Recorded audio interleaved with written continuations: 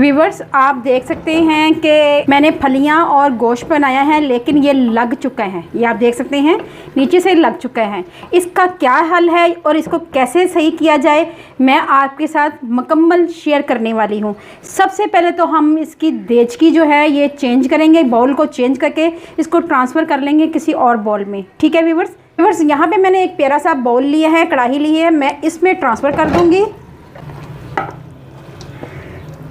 और जो लग गया है उसको छोड़ देंगे, उसको नहीं हमने छेड़ना।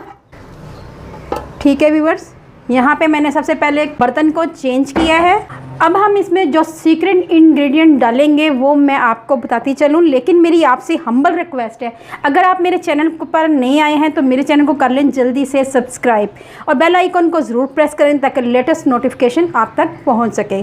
और इसके अलावा आप अपने फैमिली फ्रेंड रिश्तेदारों में लाजमी शेयर करें।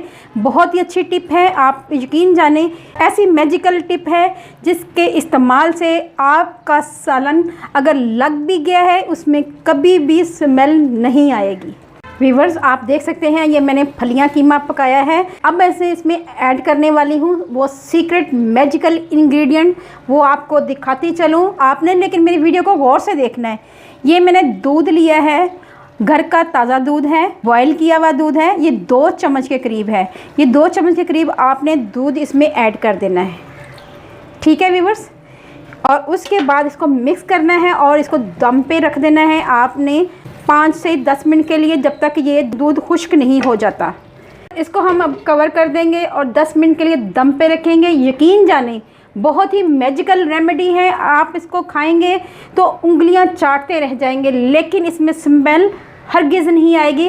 बाज़ दफ़ा हम हलीम बनाते हैं, इसके अलावा गोश्त बनाते हैं तो वो नीचे से लग जाता है, अक्सर हलीम तो अक्सर लग ही जाता है। उस सूरत में आपने इसमें 2 चम्मच दूध ऐड करने की सूरत में आपको बिल्कुल स्मेल नहीं आएगी। व्यूवर्स, अगर आपको ये मेरी रेमेडी अच्छी लगे तो फैमिली फ्रेंड और रिश्तेदारों में लाजमी शेयर करें ताकि उनका भी भला हो सके।